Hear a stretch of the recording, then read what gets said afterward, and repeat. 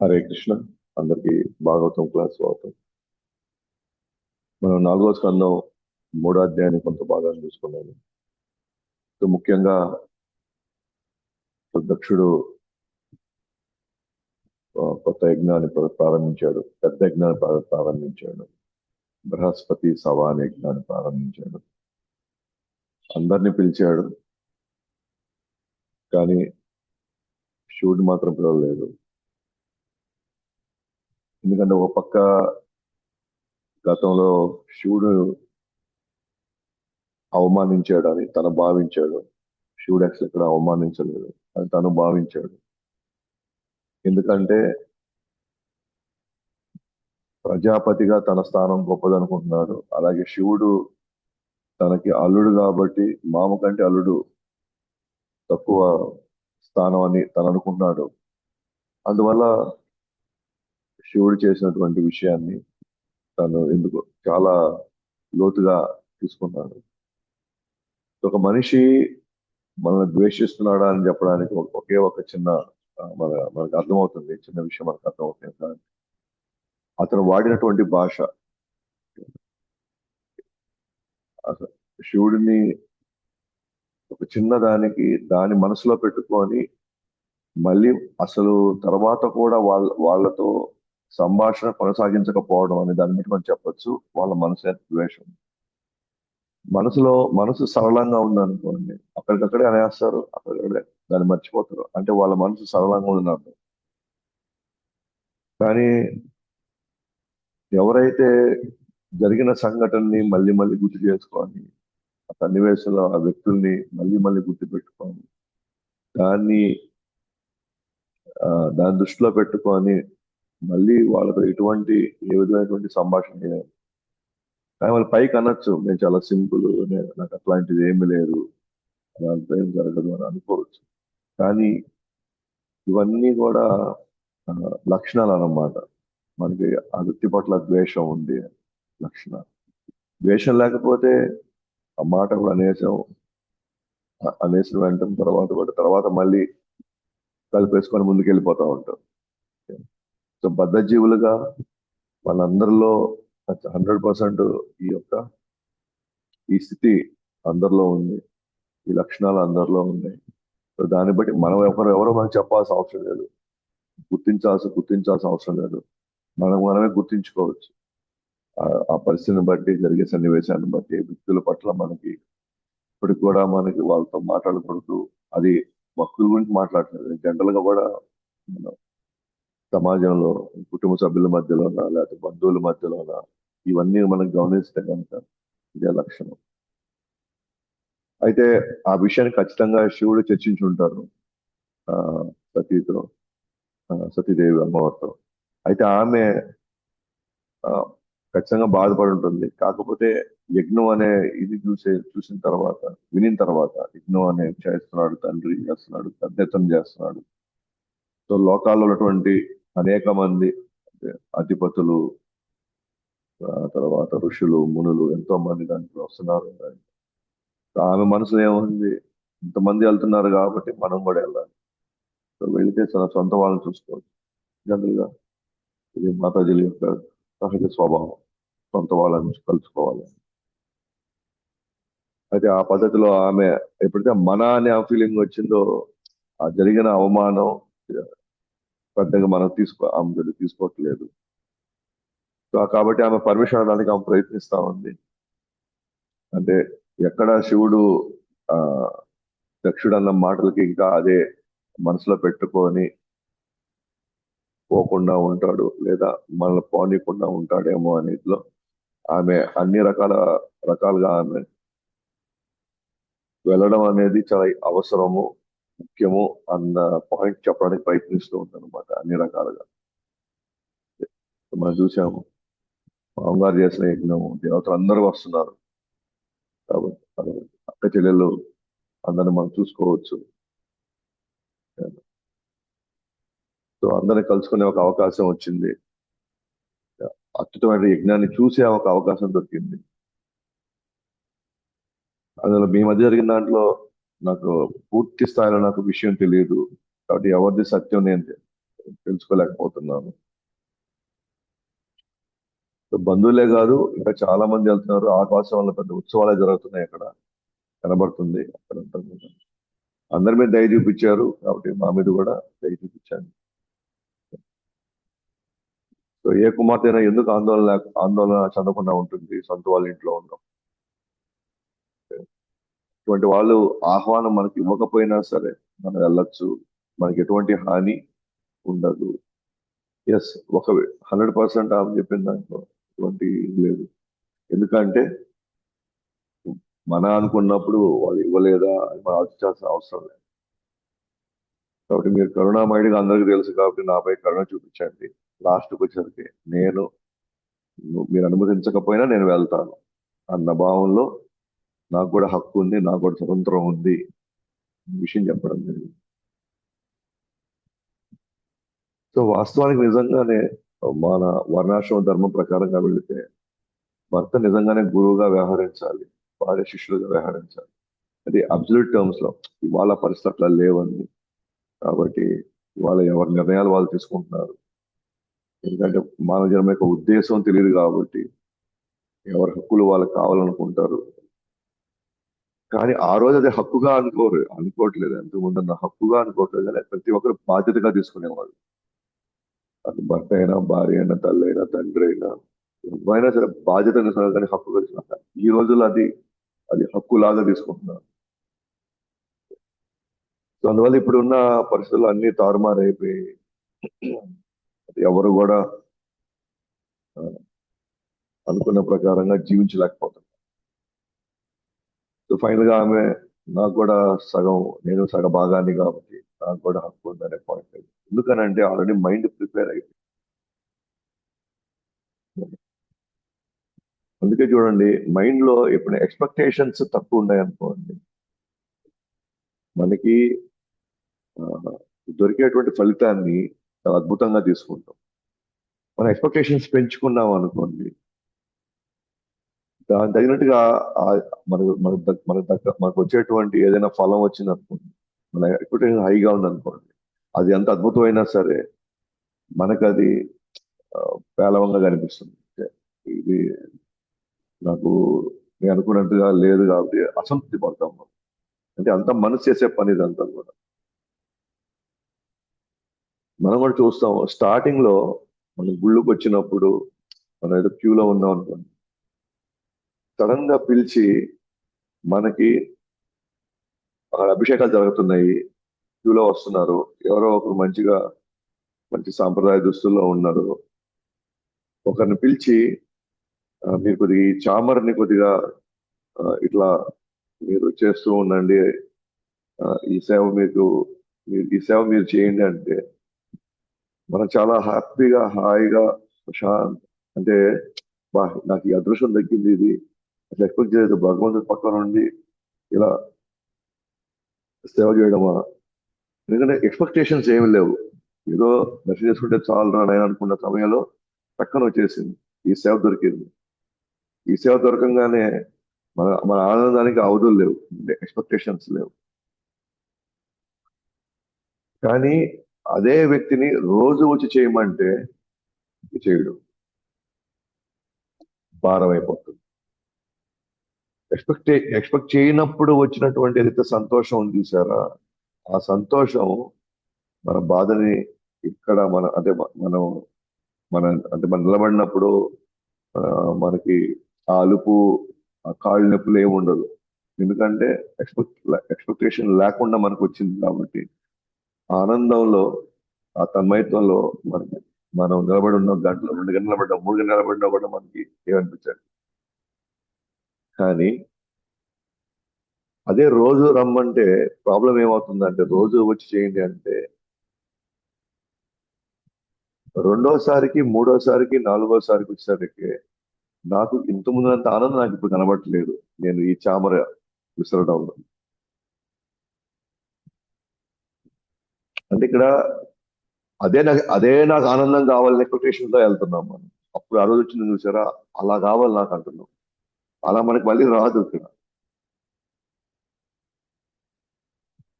అందుకే మనకు కొత్తలో ఉన్నప్పుడు విగ్రహారాధన హారతి అవి ఇవి అన్నప్పుడు ఉత్సాహంగా వస్తాం, మంగళహారతి వస్తాం ఉత్సాహం.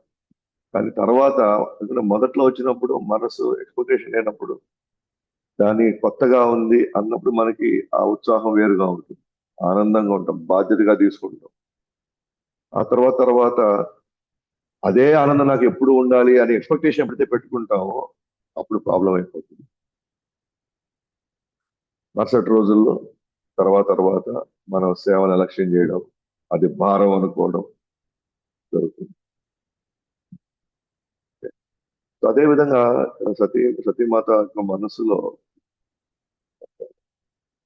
ఆ ఎక్స్పెక్టేషన్ పెట్టేసుకుంది, నేను ఎట్టి పర్సెంట్ నేను పోవాలా, అక్కడికి వెళ్ళి నేను ఎంతో కొంత ఆనందం దొరుకుతుంది నాకు, అందరి మధ్యలో కలుసుకున్నప్పుడు, మా సొంత వాళ్ళు మాకు కలుసుకున్నప్పుడు ఆ వచ్చే ఆనందం వేరు.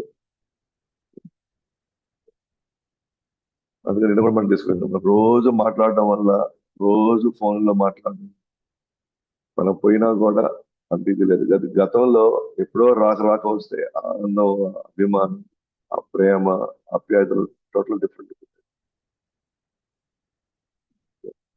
అందుకే ఇక్కడ కూడా రాధారాణి కృష్ణుడు వాళ్ళు విప్రాలంబ భావం, అంటే అందుకనే వాళ్ళు వేరు వేరు కుటుంబాల్లో పెళ్లి చేసుకున్నట్టుగా ఉంటుంది. అంటే రాధారాణి వచ్చేసి అభిమన్యుని పెళ్లి చేసుకుంది. అభిమన్యు ఎవరు కాదు, కృష్ణుడు యొక్క ఆ నీడకు ఒక ప్రతిరూపంగా వస్తే ఆయన అభిమన్యు.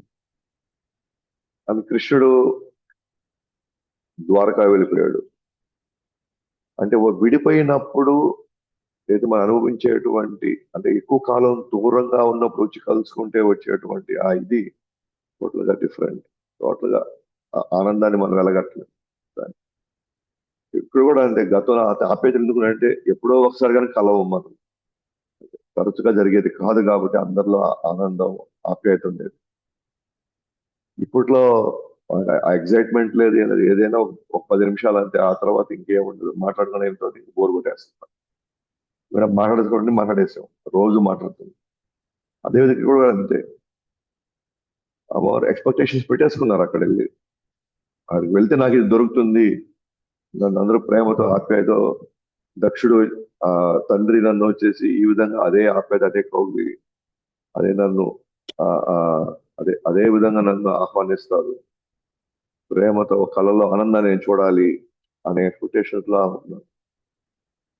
సో దాని ముందర జరిగిన అవమానం, ఆ ఆ- ఆ సన్నివేశాలు మనకేం గుర్తుండట్లేదు, మనకైనా అంతే. సో దానికి శివుడు ఆమె ఇన్ని రకాలుగా ఆమె చెప్పింది కాబట్టి శివుడి యొక్క రెస్పాన్స్ ఆయన ఎలా బదిలిస్తారో చూద్దాము. ఆయన ఒప్పుకుంటున్నాడు ఏమని, సొంత వాళ్ళ ఇంటికి వెళ్ళడానికి ఎటువంటి ఆహ్వానం అవసరం లేదు. ఎస్, సొంత వాళ్ళు అయితే మనకి అస్సలు ఆలోచించాల్సిన అవసరం లేదు. వాళ్ళు ఇవ్వకపోయినా కూడా మనం వెళ్ళి కనిపించిన మన పెద్దరికం మనకు ఉంటుంది. రెండోది, మనం కూడా ఎదుటి వాళ్ళ దృష్టిలో నుంచి మనం ఆలోచించుకోగలిగితే, ఎస్, ఏమోలే ఏ పని పడిందో, ఎక్కడ ఆ, ఆ హడావిడిలో మనకి లేకపోయారు, ఆ అపదలు అర్థం చేసుకుంటే ఇబ్బంది ఏం లేదు. కానీ ఎక్కడ ప్రాబ్లం వచ్చిందంటే, ఎప్పుడైతే ఆ వ్యక్తి లోపాలు చూసే స్వభావం మరి కోపం లేనప్పుడు, ఏ వ్యక్తి ఎవరింటికైతే మనం వెళ్తున్నామో ఆ వ్యక్తికి ఇతరుల్లో లోపాలు చూసేది ఆ స్వభావంగా లేదనుకోండి, వాళ్ళు ఆహ్వానించకపోయినా మనం వెళ్ళొచ్చు. అలాగే వాళ్ళు కోపగ్రస్తులు కాకుండా ఉంటే అటువంటి వాళ్ళు మనం వెళ్ళొచ్చు. సో మనిషిలో ద్వేషం ఉండి, మనిషిలో లోపాలను చూసేటువంటి మనస్తత్వం ఉంటే, దాన్ని దృష్టిలో పెట్టుకొని ఎప్పుడు కోపడతా ఉంటే, ఎప్పుడో జరిగిన ఒక సంఘటన, అది జరిగిన దానికి ఆ వ్యక్తిని మళ్ళీ మళ్ళీ మళ్ళీ ఆ ఒక్క సందర్భంలో మనల్ని ఏదో ఒక మాట అన్నారనో ఇటన్నారో అని చెప్పేసి పదే పదే పదే వాళ్ళలో ఆ తప్పు చూసేటువంటి ఆ స్వభావం ఉంది కదా, అట్లాంటి వాళ్ళ ఇంటికి ఒక ఉదయం ఇక్కడ చెప్పారు ఆహ్వానించినా కూడా బాగూడదు, ఆహ్వానించి కూడా వెళ్ళకూడదు. సో ఇది ఇక్కడ మెయిన్ థీమ్ అదనమాట. సాధువులో ఉండేటువంటి ఆరు ముఖ్యమైన గుణాలు ఉంటాయి. ఒకటి జ్ఞానం, తపస్సు, ఐశ్వర్యం, అందం, యవ్వనం, వారసత్వం.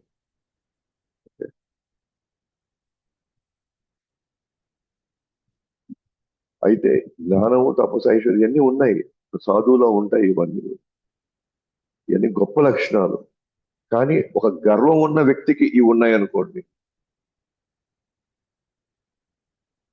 ఒక గర్వం ఉన్న వ్యక్తికి జ్ఞానం ఉందనుకోండి, ఐశ్వర్యం ఉందనుకోండి, అందం ఉందనుకోండి, మంచి వారసత్వం ఉందనుకోండి, ఈ మంచి గుణాలే వాళ్ళ లోపాలు అవుతాయి, వాళ్ళలో లోపడతాయి. ఎందుకని? ఆ గర్వంతో నా దగ్గర జ్ఞానం ఉంది, నాకంటే మించి ఎవరు తపస్సు చేయలేరు, నాకు మించి ఇది ఎవరికి ఐశ్వర్యం అనేది లేదు, ఉండకూడదు, అందము, యవ్వనము, వారసత్వం, ఇవే ఆ మనిషిలో గర్వం ఉన్న మనిషిలో కానీ ఉంటే, ఇవన్నీ ఎదుటి వాళ్ళని సరి సమానంగా చూసే గౌరవించేటువంటి ఆ స్వభావం ఉండదు వల్ల వాళ్ళు విచక్షణ శక్తిని కోల్పోతారు.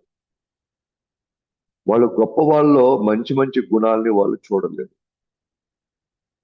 ఎదుటి వాళ్ళలో మంచి మంచి గుణాలు వాళ్ళు చూడలేరు. ఎందుకంటే ఆ గర్వం ఉండి 4 గుణాలు ఉన్నాయనుకోండి, ఇవన్నీ గొప్ప గుణాలు. కానీ దాంతోపాటు గర్వం కూడా అనుకోండి, ఆ గొప్ప గుణాలు నాకు మాత్రమే ఉన్నాయి, ఇంకెవరిలో దాంట్లో లేదు అని మీరే వాళ్ళని తక్కువ చేసి చులకన చేసి వాళ్ళని ఆ విధంగా చూసేటువంటి ఒక పరిస్థితి వస్తుంది. అంటే వాళ్ళ ఎదుటి వాళ్ళు ఎంత మంచి చేసినా సరే వీళ్ళ ఆ మంచిని చూడలేదు, ప్రతిదానికి కాంపిటీషన్ లాగా ఫీల్ అవుతుంటారు అనమాట. యాడ నాకు తరుగుతాడో నాకు. ఎందుకు ఈ మాట్లాడండి, దక్షుడు నిజంగా చాలా గొప్ప గుణాలు ఉన్నాయి ఆయనలో.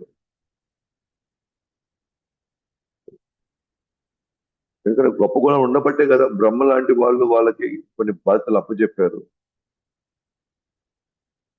కానీ ఆ గుణాలతో పాటు గర్వం కూడా ఉంది కాబట్టి శివుడిలో అన్ని గొప్ప గొప్ప లక్షణాలు ఉన్నా సరే ప్రపంచం అంతా శివుణ్ణి, ఓకేనా, ఆయన్ని ఆరాధిస్తుంటే, కానీ ఈ వ్యక్తికి జస్ట్ బయట ఉన్న వేషధారణ మాత్రమే చూసి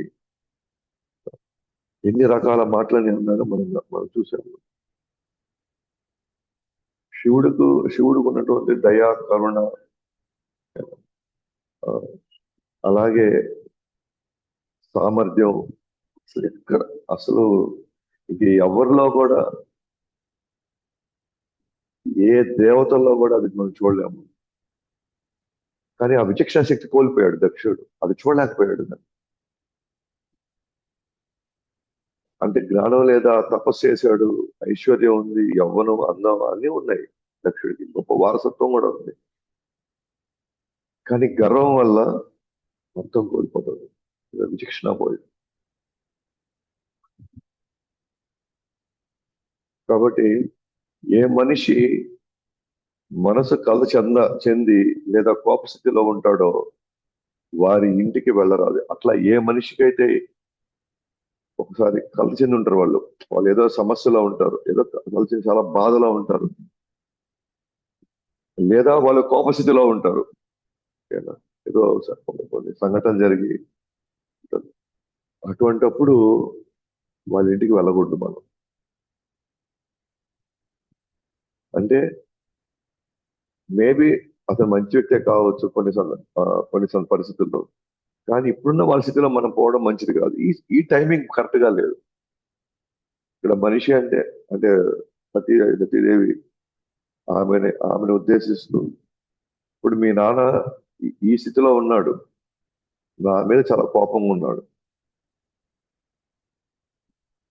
నా మీద చాలా కోపంగా ఉన్నాడు, కాబట్టి ఈ టైమింగ్ ఈ సందర్భంలో పోతే మంచిది.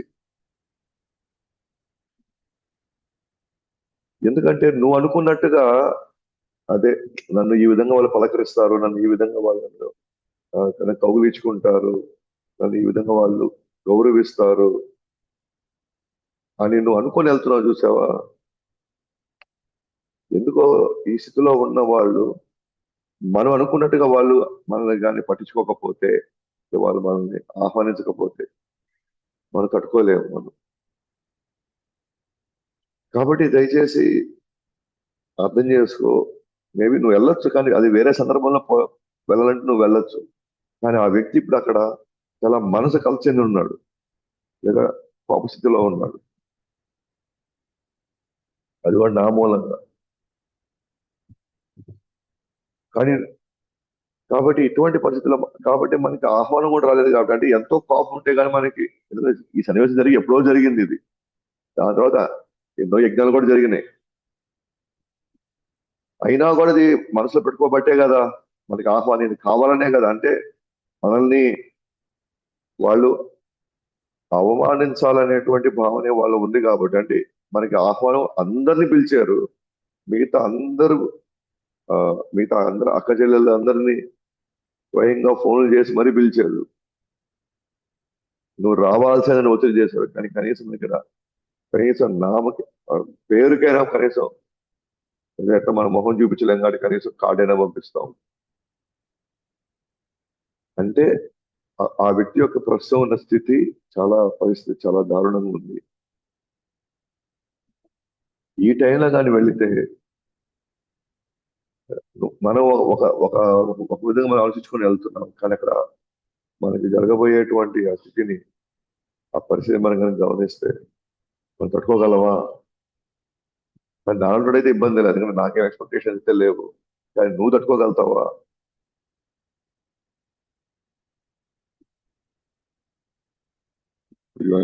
చాలా చక్కగా మనకి జరుగుతుంది. మన జీవితంలో జరిగే విషయాలు మనకి మాట్లాడుతున్నాం. శత్రువు పదునైన బాణం కన్నను బంధువుల మాటలే గాయం ఎక్కువ చేస్తాయి. ఆ బాధ వర్ణనాతీతం. శత్రువు అంటే ఎదురు కనబడతాడు, ఓకే ఎలాగో నేను చచ్చిపోబోతున్నాను, చంపబోతాడు. కాబట్టి ఎస్, మనం వీటి వరకు పోరాడదాం, లేకపోతే ఎదురుగా జరిగిందని రెడీగా ఉంటాం. కానీ బంధువుల యొక్క గాయాలు మాటలు ఎక్కువ గాయాలు చేస్తాయి. అంటే మనకి బంధువుల మీద ఒక ఎక్స్పెక్టేషన్ ఉంది, శత్రువుల మీద ఒక ఎక్స్పెక్టేషన్. శత్రువుల మీద ఎక్స్పెక్టేషన్ ఏమి లేదు. అందుకే వాళ్ళు ఏమాత్రం కొద్దిగా మనకి మంచిగా ఉన్నా సరే, శత్రువులు మంచిగా ఉన్నా సరే, వాళ్ళకి తెలియకుండా వాళ్ళ మీద మనకు తెలియకుండా అభిమానం ఏర్పడుతుంది. కానీ ఇక్కడ ఎక్స్పెక్టేషన్స్ ఉన్నాయి. బంధువులు అంటే నన్ను ఇలా ఉంటారు, నన్ను ఇలా చూసుకుంటారు, అలా చూసుకుంటారు. కానీ వాళ్ళ నుంచి కానీ మాటలు కానీ కొంచెం అటు ఇటు అయినా కూడా మనం తట్టుకోలేదు. కానీ ఇక్కడ దక్షుడు అన్న మాటలు, అది కూడా ఒక విధంగా మామగారు అన్న మాటలు శత్రువుల యొక్క బాణం కంటే కూడా ఎక్కువ గాయపరిచినాయి. ఆ బాధ మనం ఎవరికి చెప్పుకోలేము మనం.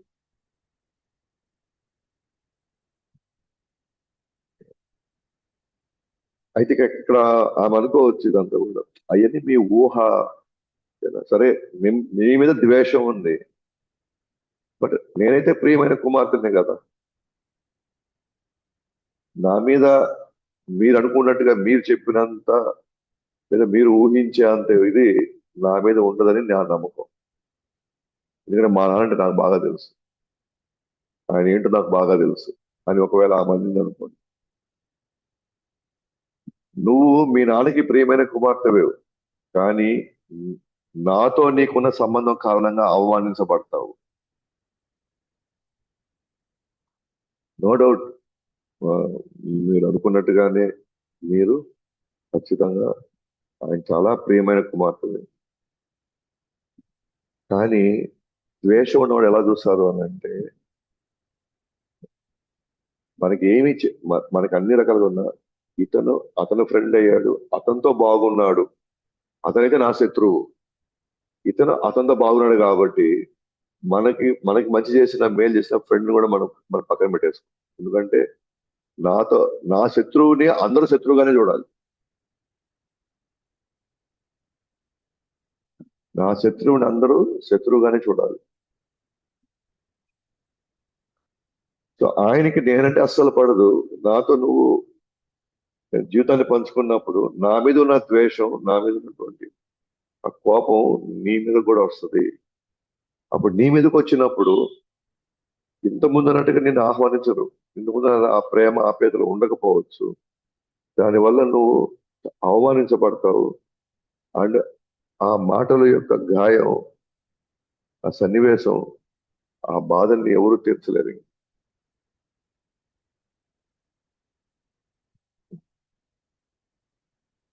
చూడండి, వారిలోని అహంకారం కారణంగా ఎప్పుడు మానసికంగా మరియు ఇంద్రియ పరంగా దుఃఖంలో ఉంటారో, మరియు ఆత్మసాక్షాత్కారం పొందిన వారి ఐశ్వర్యాన్ని చూసి తట్టుకోలేక వారి స్థాయికి ఎదగలేక ఈర్ష్యంటారు. చూడండి, చాలా చాలా ఒక సీక్వెన్స్ చెప్పాడు అనమాట. శివుడు ఆ సీతం సతీ మాతకి చెప్తున్నారు అనమాట. ఏం చెప్తున్నారు చూడండి.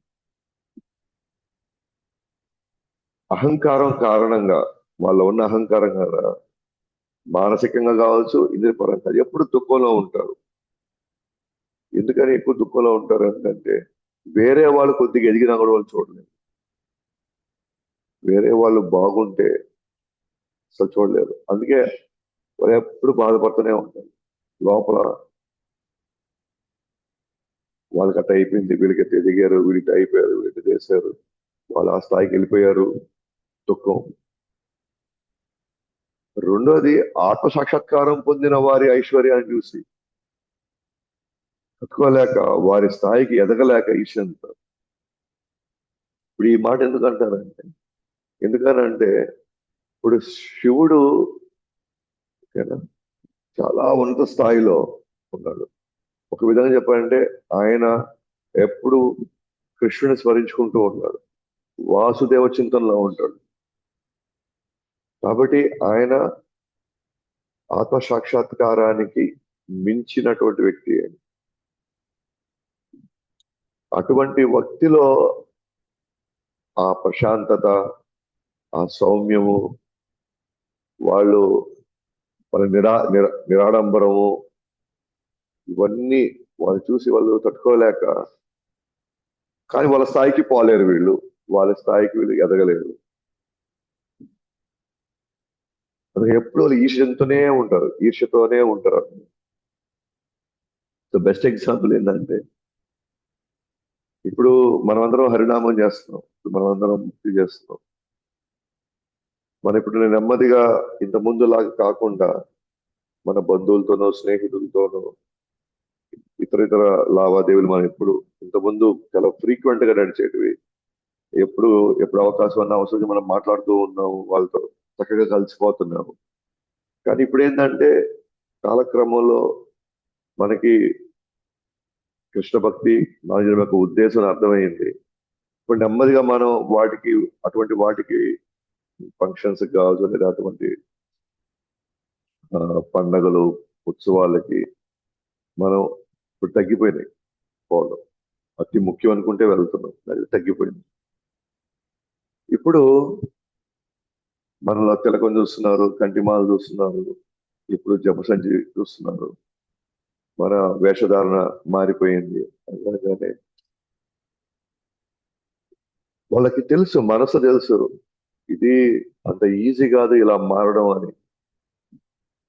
వాళ్ళకి కూడా తెలుసు దీంట్లో చాలా జెన్యున్ గా ఉంది, ఇది నిజంగా చాలా చాలా బాగుంది, ఇది చాలా మంచిదని వాళ్ళకి తెలుసు. కానీ ఒకప్పుడు నాతో సరిగా ఉన్న ఆమె ఇప్పుడు ఇలా మారిపోయిన నాతో ఉన్న వ్యక్తి,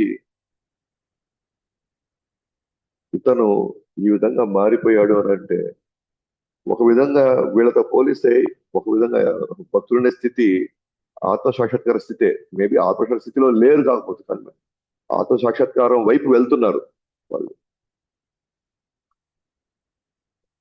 వీళ్ళకి వాళ్ళు చూసినప్పుడల్లా ఒక ఈర్ష్య ఉంటుంది అనమాట. ఎందుకంటే అది మంచిదని తెలుసు, కానీ ఆ విధంగా మనం ఉండలేము.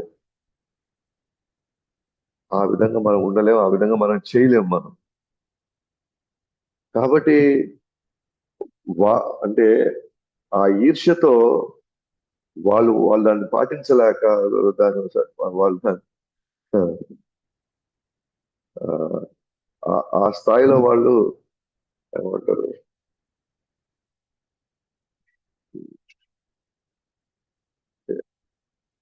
ఆ అటువంటి స్థితిని వాళ్ళు పొందలేక, అటువంటి స్థితిని వాళ్ళు పొందలేక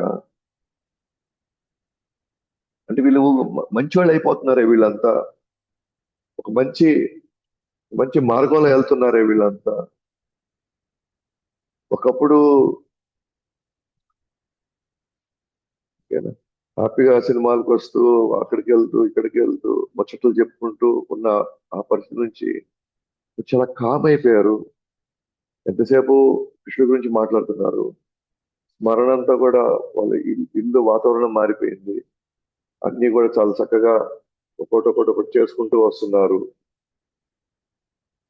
వాళ్ళు నా మీద ఆధారపడట్లేదే వాళ్ళంతా.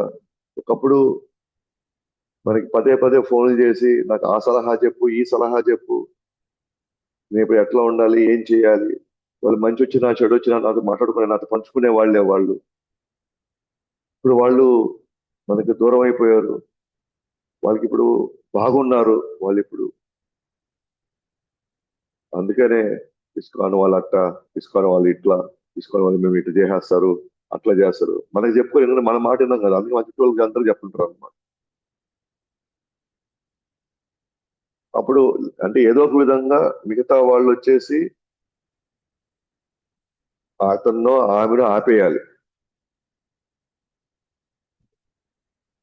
అప్పుడు చూసే అప్పుడు మనకి ప్రశాంతంగా ఉంటుంది అనమాట లోపల. ఎస్, కొన్ని సంఘటనలు జరిగి ఉండొచ్చు, లేదా జరగకపోయినా మనం ఎక్కడో ఏదో వినేసి అది సరైనటువంటి ఒక సందర్భంలో ఆలోచించకుండా దాన్ని ఒక పెద్ద భూతద్దంలో చూసి అందరికి కూడా అలాగే జరుగుతుంది, ఈ సంస్థ ఇంతే, దీంట్లో ఉన్న వ్యక్తులు ఇంతే, వాళ్ళు ఇలాంటి వ్యక్తులే అని. కానీ ఇస్కాన్ కావచ్చు, ఇస్కాన్ లో వ్యక్తులు కావచ్చు, చాలా గొప్ప పనులు చేస్తారు, కానీ అవన్నీ ఏం కనబడట్లేదు. అవన్నీ ఏమి అసలు మనసులోకి రావు.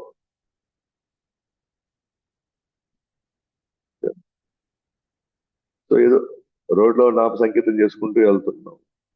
ఓకే, అది పెద్ద లోపం, అది పెద్ద పొరపాటు, అది పెద్ద తప్పది. మనం అంతకుముందు ఒక ఆదివారం లేదా ఒక పండుగ రోజు అదే రోడ్లు వెంబడి ఎన్నో షాపింగ్ చేసుకుని తిరుగుతూనే ఉండేవి, ఎన్నో హోటల్కి వెళ్ళి మనం తిరుగుతూ ఉన్నాం. అప్పుడు తప్పు రాలేదు, అప్పుడు ఎటువంటి ఆ, లోపం లేవు అప్పుడు. అప్పుడు మాత్రం అంతా బాగున్నారు. కానీ భగవనామం చేసుకొని పోతా ఉంటే, రోడ్లు వెళ్తా ఉంటే 10 మందికి మనం చక్కగా మంచి వేషధారంతో మంచి ఇదిగా భగవన్నామం చేస్తా ఉంటే మాత్రం పొరుగు పోయింది ఇక్కడ. రోడ్ల వెంబడి తిరుగుతున్నారు, అందరూ చూస్తే ఏమనుకుంటారు.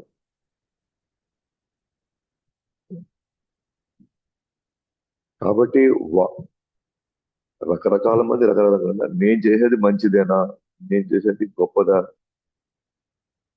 నాకు ఎలా ఉంది ఈ మార్గం, మనకి కానీ మన దాని మీద నమ్మకం లేకపోతే మనం ఈ మాటలు మనం తట్టుకోలేం. అదే మనం కానీ ఎస్, నేను ఎందుకు సిగ్గుపడాలి, నేను ఎందుకు భయపడాలి, నేను ఏం తప్పు చేస్తున్నాను అని మనం ఒక్కసారిగా ఆలోచించుకోగలిగితే మనకి ఇవన్నీ పెద్ద ఆటంకాలు ఏమి ఉండవు. మన దగ్గర ప్రవచనం, ఒకడు తాగేసి రోడ్డు మీద పడి వాడు వాడు అక్కడే కక్కుంటూ మరుసటి రోజు వాడు మళ్ళీ ఏం తెలియనట్టుగా ఏం జరగనట్టుగా మళ్ళీ వచ్చి అతనే అంత ధీమాగా ఉన్నాడు. అతనే అంత ఏదో ఏదో చాలా చేసిన గర్వ పని అన్నట్టుగా తాను గర్వంగా ఉందన్నట్టుగా అస్సలు ఎట్లయితే మర్చిపోతాడు. ప్రపంచం అంతా అతన్ని చేసిన తప్పు పనికి అందరూ విమర్శిస్తున్నారు. వీడు ఇట్లాంటి వాడు అట్లాంటి వాడు అని చెప్తున్నారు. కానీ తన ఏది తీసుకోవట్లేదు, తను చేసిన గొప్ప పని అనుకుంటున్నాడు. అంటే నిజంగానే తప్పుడు పని చేసేవాళ్ళు గర్వంగా ఫీల్ అవుతున్నప్పుడు, మరి నిజంగా మంచి చేస్తున్నప్పుడు మనం ఎందుకు గర్వంగా ఫీల్ కాకూడదు? మనం ఎందుకు దాంకోమని జపం చేయాలా? మనం ఎందుకు తిలకం పెట్టుకోవడానికి మనం ఎందుకు నామోషి చెందాలి? వస్త్రధారణ అప్పటితో పోలిసి ఇప్పుడు ఇంకా నీట్ గా చక్కగా ఉన్నప్పుడు ఎక్కడ మనం తప్పు చేస్తున్నాం మనం? కాబట్టి వాళ్ళకున్న ఈర్ష్య, ఇది మెయిన్ పాయింట్. వాళ్ళు వీళ్ళలాగా అవ్వలేదు. దక్షుడికి అదే ఈర్ష్య అనమాట, నేను శివుడిలాగా అవ్వలేను అని. తట్టుకోలేకపోతాను. శివుడికున్న ఐశ్వర్యం సామాన్య కాదు, కైలాసం అతనికి ఉండేది ఐశ్వర్యం. అట్లనే వాళ్ళ స్థాయికి పోగలరా? సామాజికంగా వాళ్ళ స్థాయికి పోలేరు, ఆధ్యాత్మికంగా వాళ్ళ స్థాయికి పోలేరు. చూడండి, మనిషిలో ఉన్నటువంటి ఈ భావాలు ఎన్నో గొప్ప గుణాలు ఉన్నా కూడా చూడలేకపోతాం. మనతో సహా మనం మనం కూడా విశ్లేషించుకోవాలి, మనలో ఇవి ఉన్నాయా లేవా? ఇవి ఉండబట్టి మనం ఎవరో ఎప్పుడో అన్న మాటలు పట్టుకొని దాన్ని మనం పెద్దదిగా చూసి మిగతా వాళ్ళలో ఉన్నటువంటి మంచి మంచి గుణాలను మనం ఎప్పుడు మనం గుర్తుపెట్టుకోవాలి. మనకు వాళ్ళు ఎంతో చేసి ఉంటారు, కానీ ఒక మాట దానికి వాళ్ళు చేసినంత మనం మర్చిపోకూడదు. అలా మనం మర్చిపోయే పని అయితే మన భక్తిలో త్వరగా ఎదగలేము మనం. కాబట్టి తెలివి తక్కువ వారు మాత్రమే బాహ్యమైన శారీరక పలకరింపులు కావాలి. ఆత్మ సాక్షాత్కారం పొందిన వారు అంతర్గత పరమాత్ముడికి నమస్కరిస్తారు. తెలివి తక్కువ వాళ్ళు మాత్రమే బయట ఉన్నటువంటి వాళ్ళ యొక్క వేషధారణ చూసి వాళ్ళకి పలకరింపులు చేస్తారు.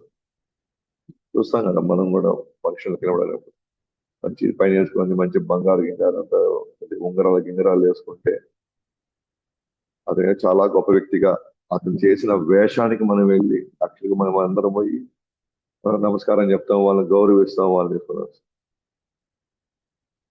కానీ యాక్చువల్గా మన ఆ వ్యక్తికే కాదు, ప్రతి ఒక్కరికి మనం అదే విధంగా మనం నమస్కరిస్తాం. ఎందుకని ఆత్మ సాక్షాత్కారం పొందిన వ్యక్తి వాళ్ళు ఉన్న జస్ట్ పరమాత్మ మాత్రమే చూస్తాడు. బయట ఉన్న బాహ్యం వాడు ఎలా ఉన్నాడు, నల్లగా ఉన్నాడా, చింపిరి చెట్టు వేసుకో ఉన్నాడా, లేకపోతే అందవికారంగా ఉన్నాడా, లేకపోతే అతను ఎంత చదువుకున్నాడు, ఆస్తి ఎంత ఉంది, ఇవన్నీ అసలు పట్టించుకోరు. సో ఆత్మసాక్షాత్కారం ఉన్న వ్యక్తి కేవలం పరమాత్మను మాత్రం చూసి అందరినీ సమానంగా చూసుకుంటాడు, అందరినీ సమానంగానే గౌరవిస్తాడు. కానీ తెలివి తక్కువ వాళ్ళు బాహ్యమైనటువంటి శారీరక దృక్పథంలో ఉండే వాళ్ళు మాత్రమే శరీరానికి విలువిచ్చి ఆ శరీరానికి తగినటువంటి వాళ్ళకి మాత్రమే విలువిస్తారు. ఎందుకంటే వాళ్ళు ఏమనుకుంటారంటే ఇవి వేసుకోకపోతే కానీ నన్ను వాళ్ళు గుర్తించరు, ఇవన్నీ వేసుకుంటే అప్పుడు మాత్రం నన్ను వాళ్ళు గుర్తిస్తారు, అప్పుడు మాత్రం వాళ్ళు నన్ను ఆహ్వానిస్తారు. అంటే మనం పేరు ప్రతిష్టలు కోరుకుంటాం మనల్ని ఇవన్నీ వేసుకున్నాను. కాబట్టి ఇవన్నీ నేను వేసుకోవాలి అంటే నేను బాగా సంపాదించాలి. నేను బాగా సంపాదించే క్రమంలో నాకు భక్తి అనేది నాకు అసలు ఏమాత్రం ఉండదు. అలా మనం ఎందుకంటే నన్నుగా ప్రేమించేవాళ్ళు, నేను ఇది నా స్థాయి ఇంతే అని ఎవరైతే మనతో ఉంటారో వాళ్ళే నాకు శాశ్వతంగా హ్యాపీగా ఉంటారు. ఎవరో నన్ను గుర్తించాలని చెప్పి మనకు లేని దాన్ని కూడా ఉన్నట్టుగా మనం మనం తెచ్చుకునేటువంటి ఏదైతే ఉందో, మనకు లేకపోయినా సరే వాళ్ళకి అందరి కళ్ళ మధ్యలో ఉంచి కళ్ళల్లో మంచి మనం ఆ గౌరవం పొందాలని చెప్పేసి మనం ఏదైతే మనం చూపిస్తున్నాం చూసారా, అది కేవలం మన మనసులో భారం అయిపోతాయి. అది మెయింటైన్ చేయడానికి చాలా ఒత్తిడి అయిపోతుంది మనం. ఇది మన సహజ స్వభావం అది కానప్పుడు మనం సింపుల్ గా ఉంటేనే మంచిది. ప్రశాంతంగా ఉంటాం అన్నమాట. మనం ఎక్కడికైనా మనం పోయినప్పుడు మనం ఒకటే చూసుకోవాలి. ఏంటి అన్న, నిండుగా ఉన్నామా, బాగున్నామా, మనకు ఇది మన యొక్క గ్రౌండ్ రియాలిటీ అన్నమాట. ఉన్నంతలో ఎంత ఉందో అది చేసుకొని మనం వెళ్తూ ఉన్నాం అనుకుంటే చాలు. అంటే నన్నుగా గుర్తించాలి. ఇవి ఉంటే గాని వాళ్ళు నన్ను గౌరవించారంటే, అంటే వాళ్ళు ఇచ్చే గౌరవం నాకు కాదు, నేను వేసుకున్న దానికి వాళ్ళు గౌరవించారు. అంటే నాకంటే వాళ్ళకి వస్తువులు కావాలి ఎక్కువ. నాకంటే వాళ్ళకి వస్తువులు కావాలి కాబట్టి అప్పుడు ఆ వస్తువులు మెయింటైన్ చేయడానికి నేను ఎందుకు కష్టపడాలి అప్పుడు? అంటే వాళ్ళు ఎప్పుడు మనతో, అంటే మనకు అవసరమైనప్పుడు వాళ్ళు ఎప్పుడు రారు. వాళ్ళు మనకు కావాల్సినప్పుడు వాళ్ళు ఎప్పుడు ఉండరు. సో మనతో ఎప్పుడు ఉండని వాళ్ళు, మనతో ఎప్పుడు రాని వాళ్ళకి, వాళ్ళ కోసం మన జీవితం పణంగా పెట్టామని మనం హ్యాపీగా ఉండాలి. మీరు ఏ రకంగా తీసుకున్నా సరే, మనల్ని మనలాగా ప్రేమించేవాళ్ళు, లేదా మనలాగా మనం ఉన్న స్థితిలోని గుర్తించే వాళ్ళు ఉంటేనే దాన్ని మనం హ్యాపీగా ఉండగలం. లేకపోతే మిగతా అన్ని ఎక్స్ట్రా లగేజ్ చేసుకొని వెళ్తా ఉంటాం దాని దగ్గర. ఓకే. సో అందువల్ల మనం అర్థం చేసుకోవాలి. ఓకే, వీడు కారులో దిగితే గాని వీడు గౌరవించట్లేదు అంటే వాడు ఇచ్చే విలువ కారుకి ఇస్తున్నాడు, వ్యక్తికి ఇవ్వట్లేదు. కాబట్టి నాకు విలువ అని చెప్పి ఇప్పుడు నేను కారు కొనాలి. ఇప్పుడు నాకు విలువ ఇవ్వాలి కాబట్టి నేను మూడంతల బిల్డింగ్ కట్టాలి. అంటే దానికోసం ఇప్పుడు నేను నా జీవిత కాలంలో నేను ఉదయం నుంచి రాత్రి దాకా పని చేసుకుంటానే కూర్చోవాలన్నా నేను. కానీ నిజమైన వ్యక్తి విలువ ఇస్తాడు. దేనికి? వాళ్ళ వ్యక్తిత్వానికి విలువ ఇవ్వాలి. వ్యక్తిత్వం ఉన్నవాడు ఏం వేసుకున్నా సరే అసలు లెక్క చేయడు. అంటే అవి ఉన్నాయి ఇవి ఉన్నాయని పట్టించుకోరు. వ్యక్తిత్వానికి విలువ ఇస్తారు. ఇది ఎప్పుడు ప్రూవ్ అవుతుంటది. అది ఎప్పుడైనా ప్రూవ్ అవుతుంది అది. ఇప్పుడు గాంధీజీకి ఎక్కువ పేరు వచ్చిన, నెహ్రూకి ఎక్కువ పేరు వచ్చిన, గాంధీజీకి ఎక్కువ పేరు వచ్చింది. బట్ ఆయన ఏం వేసుకున్నాడు? కేవలం సింపుల్ గా రెండు వస్త్రాలు అట్లా వేసుకున్నాడు అంతే. ధోతి కట్టినాడు, పైన ఒక కండవ అలాగే వేసుకున్నాడు అంతే. అది అప్పుడు విలువ దేనికి వచ్చిన? క్యారెక్టర్కి విలువ వచ్చింది, కానీ వస్త్రాలకు కాదు. అక్కడ మనకి ఆ క్యారెక్టర్ లేకపోతేనే ఇవన్నీ వేసుకోవాల్సి వస్తుంది. ఆ వ్యక్తిత్వం లేకపోతే ఇవన్నీ వేసుకో. అఫ్కోర్స్ దాని అర్థం ఏంటి అని అంటే, ఇప్పుడు మనం పెద్ద కంపెనీలో వెళ్తున్నాం, అక్కడ తగినట్టుగా అది వేసుకోవాలి. అది అక్కడ అవసరం. ఆ ఆ సిచ్యువేషన్ కి, ఆ పోస్ట్ కి అది అవసరం. కానీ ఇంటికి వస్తే ఏం చేయాలని సింపుల్ గా నేను ఎలా ఉన్నానో అలాగే ఉంటాం హ్యాపీగా. అంటే ఎవరి కళల్లోనో మనం అదవ్వాలని, వాళ్ళ దృష్టిలో నుంచి మన మీద పడాలని, మనం లేకపోయినా సరే అది అప్పు చేసి మరి ఆ అప్పులు తీర్చుకుంటూ మన జీవితకాలం గడుపుతున్నాం చూసారా, అది మూర్ఖత్వం. అది మూర్ఖత్వం. ఎందుకంటే వాళ్ళు అది ఉంటేనే వాళ్ళు గౌరవిస్తారంటే, అది మెయింటైన్ చేసే స్థితిలో నేను లేను. అంటే నా మనసు దాని గురించి ఆలోచిస్తూ నేను మరణం దాకా నా జీవితం ఇట్టే ఉంటుంది. వాళ్ళు చూడలేదు, వీళ్ళు పట్టించుకోలేదు, వాళ్ళు గౌరవించలేదు, వీళ్ళు గౌరవించలేదు. ఎందుకు గౌరవించాలి మనల్ని? గౌరవం ఎందుకు ఎక్స్పెక్ట్ చేయాలి మనం అసలు? ఎందుకు మనం గౌరవం ఎక్స్పెక్ట్ చేయాలి?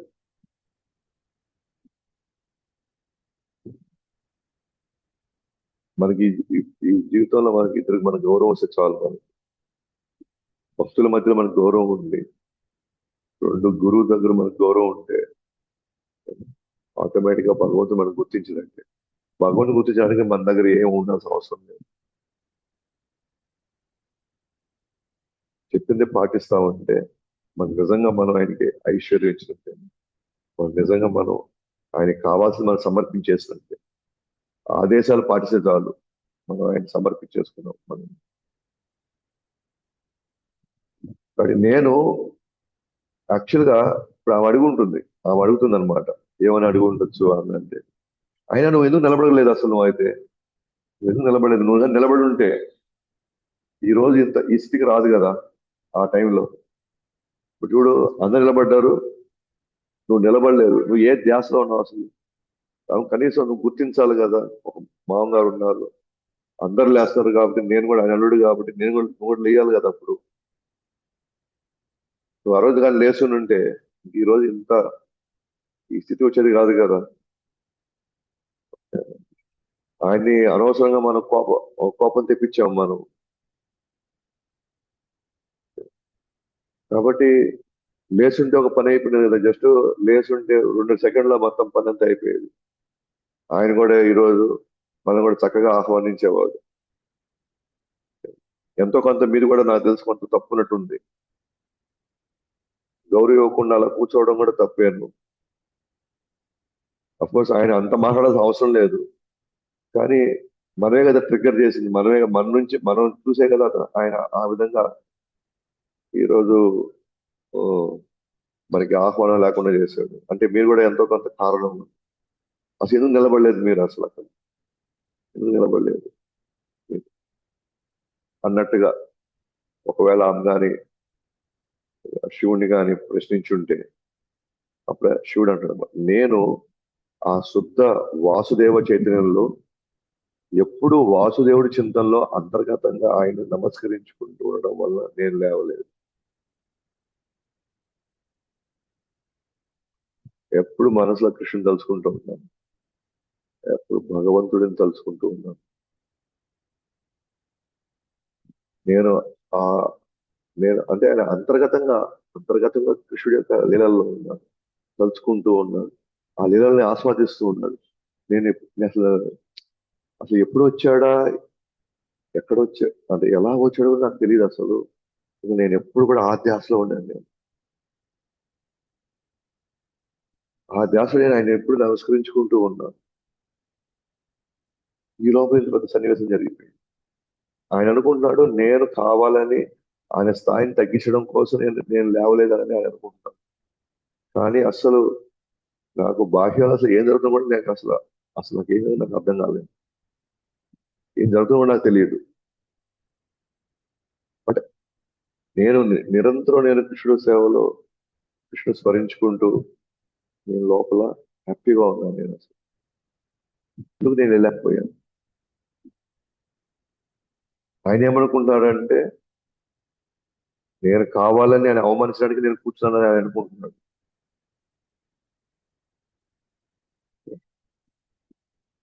సో చూడండి, అంటే మనం కూడా ఎన్నో సందర్భాల్లో మనం కూడా ఒక మాట అనేసి ఉంటాము.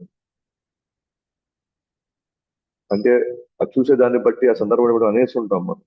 దాని తర్వాత వెళ్ళి మనం అడగాలి ఎందుకు ఇలా జరిగిందని. అప్పుడు వాళ్ళ వర్షం వింటే అప్పుడు మనకు అర్థం అవుతుంది, ఎంత చేసాము, ఎంత చేసాము. సో కాబట్టి మనం ఆలోచించాల్సింది అదే అనమాట. ఎస్, ఆ సన్నివేశం చూడడానికి అలా జరిగి ఉండొచ్చు, మనం కూడా తప్పుగా ఆలోచించి ఉండొచ్చు, లేదా మనం ఉన్నటువంటి మానసిక స్థితిలో అక్కడ వాతావరణం కొంచెం మనకి ప్రతికూలంగా మనకి అనిపించడానికి అవకాశం ఉండొచ్చు. మనకు 2 మాటలు అట్లా అనేసి ఉండొచ్చు కూడా మనం. అంటే ప్రాబ్లం ఎక్కడంటే మనం అనుకుందే కరెక్ట్ అనే ఆ ధీమాలో ఉండిపోతున్నాం మనం. నేను కరెక్ట్గా అర్థం చేసుకున్నాను, నా ఖచ్చితంగా అతనిదే తప్పు, నాది మాత్రం 100% నాదే కరెక్ట్ అని ఆ ఇదిలో ఉండిపోయేసి కనీసం మన కారణం కూడా అడగట్లేదు అనమాట మనం. ఎందుకు అలా చేశారు అని అంటే మనకు కరెక్ట్గా మనకు ఆ, కావాల్సినటువంటి ఆ, కారణం మనకు దొరికిపోతుంది మనకి. అది సమంజసమైనప్పుడు అప్పుడు మనం బాధపడతాం మనం, అది సమంజసం అయితే. కానీ మన అన్న మాటలు గాయాలు అట్టే ఉండిపోయాయి కదా. అందుకే నాకు అన్నాడు, శత్రువు బాగాలేని ఇబ్బంది లేదు, కానీ బంధువుల మాటలు లేదా స్నేహితుల యొక్క మాటలు అంతకంటే ఎక్కువ గాయపరుస్తాయి మనం. కాబట్టి ఇప్పుడు శివుడు, నేను అసలు ఈ ప్రపంచంలో అసలు లేనమ్మా, అసలు కంప్లీట్ గా అంతర్గత నేను కృష్ణుని తలుచుకుంటూ కృష్ణుడి యొక్క లెవెల్లో నేను ఆస్వాదంలో ఉండే నేను. అందుకనే భక్తులు ఎస్పెషల్ గా భక్తుల మధ్యలో ఉన్నప్పుడు వచ్చేటువంటి మాటలు చాలా జాగ్రత్తగా ఉండాలి. వాళ్ళు ఏ స్థితిలోంచి మాట్లాడుతున్నారు, వాళ్ళు ఏ పరిస్థితి వచ్చి వాళ్ళు అలా మాట్లాడుతున్నారు, లేదా వాళ్ళు అలా ఎందుకు ప్రవర్తించాలని 1-2 సార్లు మనం చూసుకోవాలి. 1-2 సార్లు మనం జాగ్రత్త పడి మాట్లాడాలి. ఆ తర్వాత మనం ఒకవేళ అన్న అడగచ్చు, అది అలా ఎందుకు చేసావు, లేదా అలా ఎందుకు చేసావు ప్రభు అడగచ్చు. అడిగిన తర్వాత వచ్చినటువంటి రెస్పాన్స్ బట్టి మనకు తప్పు అయితే వెంటనే మనం క్షమించమని అడిగేసి అక్కడితో మనం దాన్ని తీసుకెళ్ళకూడదు. మన మనసు దాన్ని తీసుకెళ్ళకూడదు. లేకపోతే అపరాధాల మీద అపరాధాలు చేసుకుంటూ వెళ్తా ఉంటాం. మన భక్తి పూర్తిగా అక్కడి నుంచి కట్ అయిపోతుంది. కావున మీ తండ్రి అయినప్పటికీ నా పట్ల అసూయ ఉన్న కారణంగా నువ్వు వెలవలసిన అవసరం లేదు. నా మీద అంత ద్వేషం ఉన్నాయి. కనీసం ఆయన వచ్చిన తర్వాత నువ్వు ఎందుకు కూర్చున్నావు, లేదా కనీసం వచ్చి అనడానికి కూడా ఆయన ప్రయత్నించాల. నేను ఎందుకు అడగలేదంటే నన్ను చూసేదానికి కోపం వచ్చేస్తుంది. నన్ను చూసేదానికి నాకేమైనా ఇలా అడగడానికి చెప్పడం నాకు ఇబ్బంది ఏం లేదు. నేను ఎందుకు లేకపోయాను నాకు చెప్పదు. కానీ నన్ను చూస్తేనే ఆయనకి అంత ఇదైపోతున్నప్పుడు, అంటే నేను చెప్పేదాన్ని కూడా ఆయన నాకు అవకాశం కూడా ఇవ్వడు నాకు అసలు. ఆయన ఎందుకు రాలేదు? ఎందుకంటే నా మీద అంత ఉంది కాబట్టి, నువ్వు నాతో కనెక్షన్ లో ఉన్నావు కదా, నాతో ఉన్నావు కదా, నా భార్య అయ్యావు కదా, కాబట్టి నా మీద ఎంత ఉందో నీ మీద కూడా అంతే ఉంటుంది. కాబట్టి అందుకే నేను ఈ సందర్భంలో బాగుందని నేను చెప్తున్నాను.